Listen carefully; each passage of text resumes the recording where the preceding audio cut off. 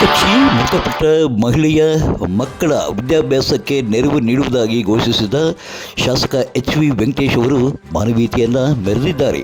ಇತ್ತೀಚೆಗೆ ಪಾವಗಡ ತಾಲೂಕಿನ ವೈನೂಸ್ಕೋಟೆ ಗ್ರಾಮದ ಬಳಿ ಇರುವ ಜೋಡಿ ಅಚ್ಚಂನಹಳ್ಳಿ ಗ್ರಾಮದಲ್ಲಿ ಅಂಜಿನಮ್ಮ ಎನ್ನುವ 40 ವರ್ಷದ ಮಹಿಳೆ ಗ್ರಾಮದಲ್ಲಿ ಅಡಕೆ ತೋಟಕ್ಕೆ ಹುಲ್ಲಿನ ಕಳೆ ಕೀಳಲು ಹೋದಂಥ ಸಂದರ್ಭದಲ್ಲಿ ಹಾವು ಕಚ್ಚಿದೆ. ಈ ವೇಳೆ ತಕ್ಷಣ ವೈನೂಸ್ಕೋಟೆ ಆಸ್ಪತ್ರೆಯಲ್ಲಿ ಪ್ರಥಮ ಚಿಕಿತ್ಸೆ ಕೊಡಿಸಿ ಹೆಚ್ಚಿನ ಚಿಕಿತ್ಸೆಗಾಗಿ ಪಾವಗಡಕ್ಕೆ ಸರ್ಕಾರಿ ಆಸ್ಪತ್ರೆಗೆ ದಾಖಲಿಸಲು ಆಗಮಿಸಿದ್ದ ವೇಳೆ ಮೃತಪಟ್ಟಿದ್ದಾಳೆ. ಈ ವಿಷಯವನ್ನು ಮಾಹಿತಿಯನ್ನು ಪಡೆದುಕೊಂಡ ಶಾಸಕರಾದ ಎಚ್. ವೆಂಕಟೇಶ್ ತಕ್ಷಣ ಗ್ರಾಮಕ್ಕೆ ತೆರಳಿ ಆರ್ಥಿಕ ಸಹಾಯ ನೀಡಿ ಅಂಜಿನಮ್ಮನ ಮಕ್ಕಳಾದ ಮಧು, ಶಶಾಂತ್, ಭಾನು ಎನ್ನುವ 3 ಮಕ್ಕಳ ವಿದ್ಯಾಭ್ಯಾಸಕ್ಕೆ ನೆರವು ನೀಡುವುದಾಗಿ ಅವರು ತಿಳಿಸಿದ್ದಾರೆ.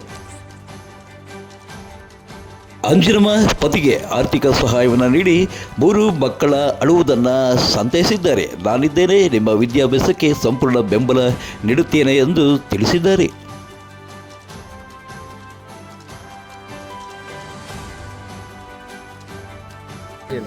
ಬರ್ಕೊಳ್ಳೋ ಏನೋ ಇದ್ರೆ ಮಾಡ್ಕೊಡ್ತೀನಿ. ఏమి చదువుకి నేను సహాయం కూడా చేస్తాను. నీ పాప ಏನమ్మಾ ನಿಮ್ಗೆ ಓದಕ್ಕೆ ಸಹಾಯ ಮಾಡ್ತೀನಿ. ನೀವು PUC ಕಂಟಿನ್ಯೂ ಮಾಡ್ತೀನಿ ಅಂದರೆ ತುಮಕೂರಲ್ಲಿ ಹಾಸ್ಟೆಲ್ ನೀನು ಬಾ. ತುಮಕೂರಲ್ಲಿ ಹಾಸ್ಟೆಲು, ನಿಮ್ಮ ಕಾಲೇಜು ನಾನೇ ಫೀಸ್ ಕಟ್ಟಿ ನಾನೇ ಒಳ್ಳೆ ಕೆಲಸ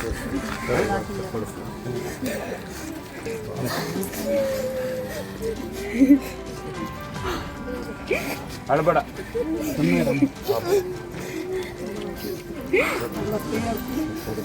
ನೀನು ಓದೋಕ್ಕೆ ಸಹಾಯ ಮಾಡ್ತೀನಿ, ಈ ಅಮ್ಮನಿಗೂ ಸಹಾಯ ಮಾಡ್ತೀನಿ. ನೀನೇನು ನೋಡ್ತೀಯಪ್ಪ, ಇಲ್ಲಿ ನಿಮ್ಮ ಸ್ಕೂಲಿಂದಲೇ ಬರ್ತಾ ಇದ್ದೀನಿ, ಆ ಪ್ರೋಗ್ರಾಮಿಂದಲೇ ಬರ್ತಾ ಇದ್ದೀನಿ. ಚೆನ್ನಾಗಿ ಓದು, ನಾನು ಸಹಾಯ ಮಾಡ್ತೀನಿ. 3 ಏನು ಬೇಕಾ ಅಳಬೇಡ್ರಿ ಪ್ಲೀಸ್.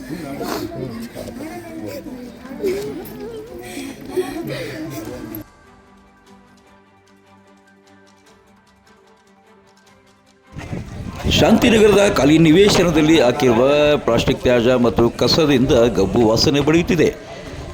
ಇದೇ ಒಂದು ಸ್ಥಳದ ಪಕ್ಕದಲ್ಲಿ ಅಂಗನವಾಡಿಯೂ ಸಹ ಇದ್ದು ಮಕ್ಕಳಿಗೆ ವಿದ್ಯಾಭ್ಯಾಸ ಮಾಡಲು ತೊಂದರೆಯಾಗುತ್ತಿದೆ. ಮನೆಯಷ್ಟೇ ವಾರ್ಡ್ಗಳಿಗೆ ಭೇಟಿ ನೀಡಿದ ಶಾಸಕರು ಸಹ ಇದೇ ಒಂದು ಶಾಂತಿನಗರದ ಮೂಲಕ ಹಾದು ಹೋಗಿದ್ದಾರೆ. ಇಷ್ಟಾದರೂ ಸಹ ಪುರಸಭೆಯ ಒಂದು ಕಸದ ತೆರವಿಗೆ ಮುಂದಾಗಲಿ ಎಂದು ಶಾಂತಿನಗರದ ನಿವಾಸಿಗಳು ಆಕ್ರೋಶ ಹೊರಹಾಕುತ್ತಿದ್ದಾರೆ. ಕಳೆದ ತಿಂಗಳು ರಾಜ್ಯದ ಮುಖ್ಯಮಂತ್ರಿ ಪಾವಗಡ ಪಟ್ಟಣದ ಸರ್ಕಾರಿ ಜೂನಿಯರ್ ಕಾಲೇಜ್ ಮೈದಾನದಲ್ಲಿ ಏರ್ಪಡಿಸಿದ ಕಾರ್ಯಕ್ರಮದಲ್ಲಿ ಭಾಗವಹಿಸಿದರು. ಈ ಹಿನ್ನೆಲೆಯಲ್ಲಿ ಈ ಒಂದು ಪತಂಜಲಿ ಮಾರ್ಗದಲ್ಲಿ ನೂತನವಾಗಿ ಟಾರ್ ರಸ್ತೆಯನ್ನು ಸಹ ಹಾಕಲಾಗಿತ್ತು.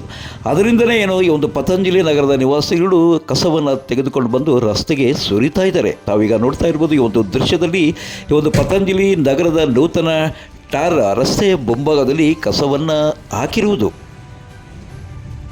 ಇನ್ನು ಈ ಬಗ್ಗೆ ಪುರಸಭೆಯವರು ಕೇಳಿದ್ರೆ ನಾವೇನು ಮಾಡೋದು ಸಹ ಮನೆಗೆ ಕಸ ಸಂಗ್ರಹಣೆಗೆ ಕಸದ ಗಾಡಿಗಳು ಬರ್ತವೆ, ಆದರೆ ಅಲ್ಲಿಗೆ ಹಾಕೋದಿಲ್ಲ. ಜನರೆಲ್ಲ ತಿಳುವಳಿಕೆ ಇಲ್ಲದೆ ಈ ಒಂದು ರಸ್ತೆ ಮೇಲೆ ಹಾಕ್ತಾರೆ. ನಾವು ಹೇಗೆ ಕಡಿವಾಣ ಹಾಕಬೇಕಂತ ಪುರಸಭೆಯವರು ಕೈ ಚೆಲ್ಲಿದ್ದಾರೆ.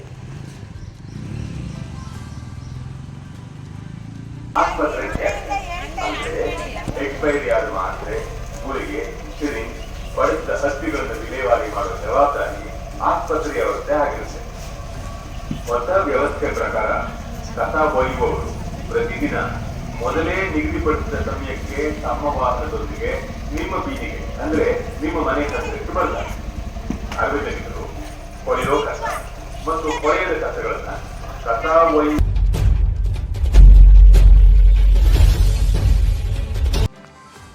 ತಾವೀಗ ನೋಡ್ತಾ ಇರೋದು ಪಳವಳ್ಳಿ ಗ್ರಾಮ ಪಂಚಾಯಿತಿ ವ್ಯಾಪ್ತಿಯ ಹೊಸಳ್ಳಿ ಗ್ರಾಮದಲ್ಲಿರುವ ಶಾಲೆಯ ದುಸ್ಥಿತಿ. ಈ ಒಂದು ಶಾಲೆಯಲ್ಲಿ 40 ವಿದ್ಯಾರ್ಥಿಗಳು ವಿದ್ಯಾಭ್ಯಾಸ ಮಾಡ್ತಾ ಇದ್ದಾರೆ. ಆದರೆ ಒಂದು ಶಾಲಾ ಆವರಣದಲ್ಲಿ ಕಲ್ಲು ಬಂಡೆಗಳು, ಮುಳ್ಳಿನ ಗಿಡಗಳು, ಗಿಡಗಂಟೆಗಳು ಬೆಳೆದು ಹಾವು ಚೇಳುಗಳು ಸೇರಿಕೊಂಡಿದ್ದಾವೆ. ಇದರಿಂದ ನಮ್ಮ ಮಕ್ಕಳಿಗೆ ತೊಂದರೆ ಆಗ್ತಾ ಇದೆ ಎಂದು ಗ್ರಾಮಸ್ಥರು ದೂರುತ್ತಿದ್ದಾರೆ.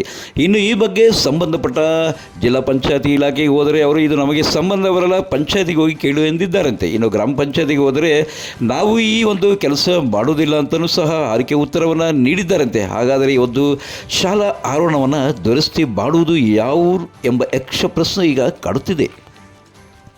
ಈ ಒಂದು ಹೊಸಳ್ಳಿ ಗ್ರಾಮದಲ್ಲಿ ಬಹುತೇಕ ಪೋಷಕರು ತಮ್ಮ ಮಕ್ಕಳನ್ನು ಅಜ್ಜಾಜಿ ಬಳಿ ಬಿಟ್ಟು ಬೆಂಗಳೂರು ಇತರ ಕಡೆ ವಲಸೆ ಹೋಗಿದ್ದಾರಂತೆ. ಇಂಥ ಸಂದರ್ಭದಲ್ಲಿ ಒಂದು ಆವರಣದಲ್ಲಿ ಹಾವು ಚೇಳುಗಳು ಸೇರಿಕೊಂಡು ಒಂದು ವೇಳೆ ಕಚ್ಚಿದರೆ ದಿಕ್ಕ್ಯಾರು ಎಂದು ಗ್ರಾಮಸ್ಥರು ಅಲವತ್ತುಕೊಳ್ಳುತ್ತಿದ್ದಾರೆ. ಈಗಲಾದರೂ ಸಂಬಂಧಪಟ್ಟವರು ಶಾಲೆಗೆ ಭೇಟಿ ನೀಡಿ ಸಮಸ್ಯೆಯನ್ನು ಬಗೆಹರಿಸಬೇಕಾಗಿದೆ.